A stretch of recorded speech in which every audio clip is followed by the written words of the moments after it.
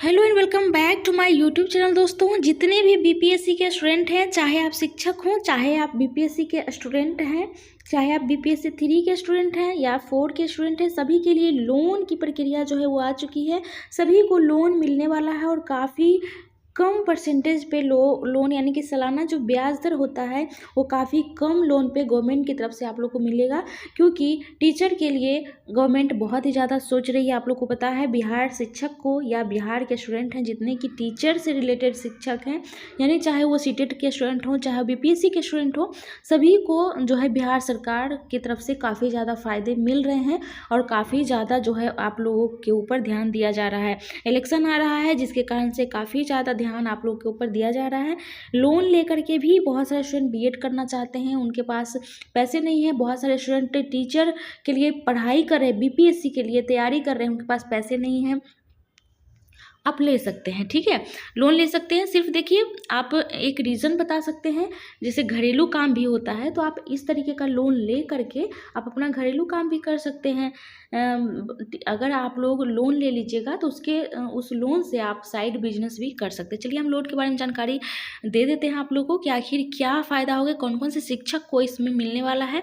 ठीक है, देखिए इसमें जो स्टूडेंट है उनको भी मिलेगा। ठीक है, चलिए हम देख लेते हैं। देखिए, शिक्षक ऋण सरकारी और निजी स्कूल और कॉलेजों में काम करने वाले शिक्षकों के लिए लिया जाने वाला लोन होता है। ठीक है, ये क्या है, इसका नाम ही है शिक्षक ऋण। ठीक है, तो ये शिक्षक ऋण जो है वो आपको बता दें कि यहाँ पे एक चीज़ ध्यान दीजिएगा। बहुत सारे स्टूडेंट ये बोलेंगे कि ये सिर्फ और सिर्फ शिक्षक के लिए है, बीपीएससी के स्टूडेंट के लिए नहीं है।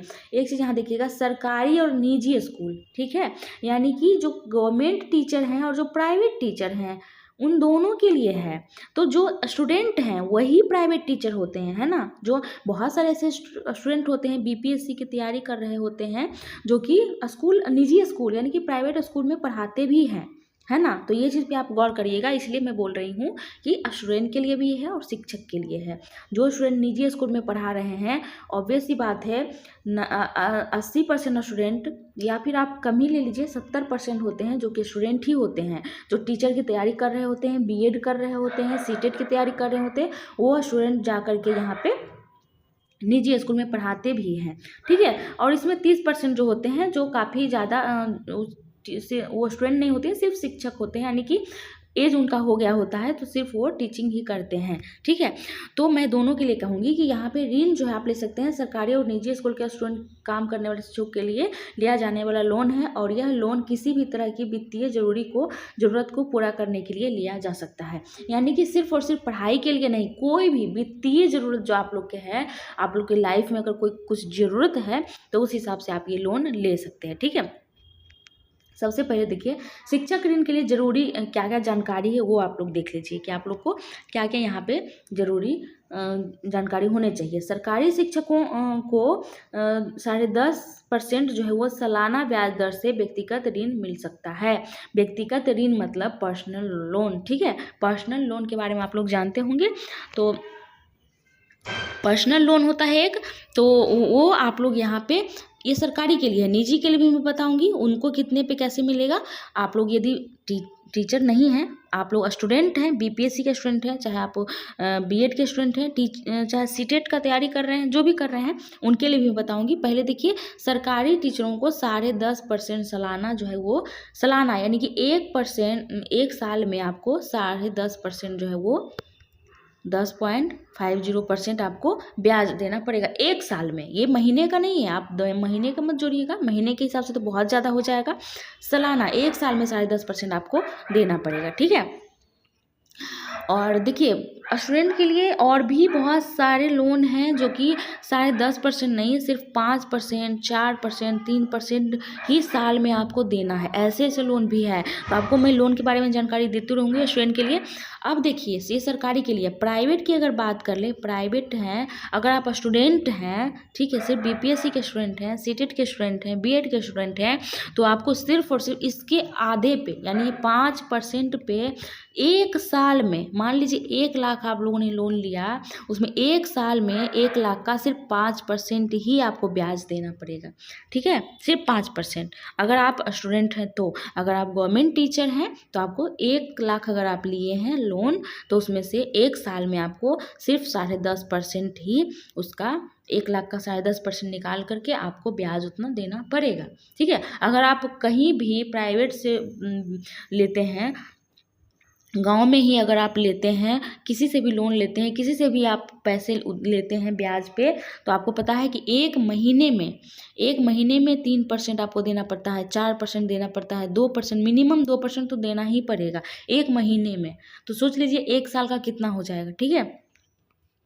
तो इस तरीके से गवर्नमेंट की तरफ से काफ़ी कम होता है। उसके बाद सरकारी शिक्षक 25 लाख रुपए तक का लोन ले सकते हैं, ठीक है। यानी कि यहाँ पे देखिए 25 लाख का लोन आप ले सकते हैं, ठीक है, जो सरकारी होंगे। और प्राइवेट वाले के लिए मैं बता दूँ, अगर आप स्टूडेंट हैं तो आप लोग 15 लाख तक जो है लोन ले सकते हैं, अप टू 15% तक, ठीक है। यानी कि 1 लाख भी ले सकते हैं और 15 लाख तक ले सकते हैं, जितना आपको लेना है। 15 लाख से ज़्यादा आप नहीं ले सकते हैं।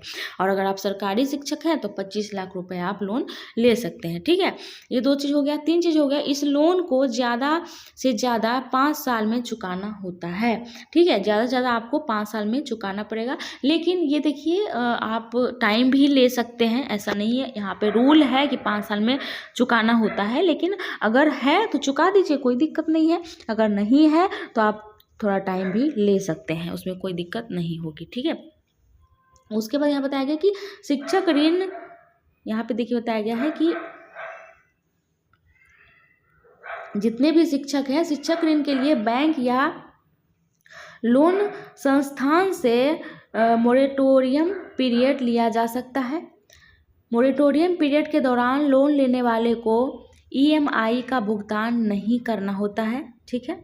उसके बाद शिक्षक ऋण के लिए बैंक या लोन संस्थान से मंजूरी लेकर मोरेटोरियम पीरियड बढ़ाया जा सकता है, ठीक है। जैसा कि मैंने आपको बताया कि आप लोग टाइम जो है इसको बढ़ा सकते हैं, ठीक है, मोरेटोरियम पीरियड को बढ़ा सकते हैं आप लोग। उसके लिए यहाँ बताया गया कि शिक्षक ऋण के लिए आवेदन के लिए इन बातों का जो है वो ध्यान रखना पड़ेगा। आवेदन कैसे कर सकते हैं, क्या क्या बातों का ध्यान रखना पड़ेगा, वो देखिए।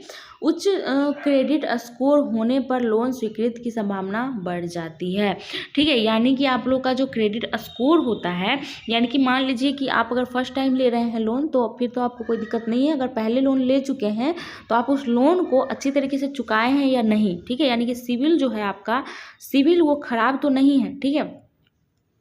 बहुत सारे ऐसे लोग होते हैं कि जो लोन ले लेते हैं लेकिन उसको चुकाते नहीं हैं। मतलब 1 मंथ में इस मंथ देना है तो नहीं दिए, अगला मंथ दिए, फिर 2 महीने गायब हो गए, तीसरा मंथ दिए, फिर नहीं दिए, 6 महीने तक पैसे ही नहीं दे रहे हैं, तो उनका सिविल खराब हो जाता है। यानी कि उनका क्रेडिट स्कोर जो होता है वो खराब हो जाता है, तो लोन थोड़ा सा मुश्किल होता है मिलना। इसलिए ये थोड़ा सा आपको ध्यान रखना पड़ेगा, ठीक है। अगर आप नया फर्स्ट टाइम लोन ले रहे हैं तो आपको बिल्कुल दिक्कत नहीं होगी, क्योंकि आप फर्स्ट टाइम ले रहे हैं। लेकिन एक चीज़ आपको बता दूं कि अगर आप फर्स्ट टाइम लोन ले रहे हैं तो आप लोग को क्या करना है, आपका सिविल बना के रखना है। लोन लिए हैं तो आपको सालाना जो पैसे ब्याज देने हैं वो सालाना देते रहना है, ताकि आपका सिविल खराब ना हो और आगे भी आपको लोन का ज़रूरत पड़े तो आपको आराम से मिल जाए, ठीक है। ये नहीं कि एक बार लोन ले लिए और उसके बाद चुकाना ही नहीं है, या फिर देना है तो 1 साल का आया टाइम तो नहीं दिए, दूसरे साल दिए, तीसरे साल दिए, 6 साल गायब रह गए, ऐसा मत करिएगा। निजी बैंकों से लोन लेने के लिए एक मजबूत गारंटर या एप्लीकेंट की ज़रूरत पड़ सकती है। जैसे कि अगर निजी बैंक से आप लोग लेते हैं लोन तो इसके लिए आप लोगों को क्या करना पड़ेगा, एक गारंटर की ज़रूरत यहाँ पे पड़ेगी, ठीक है।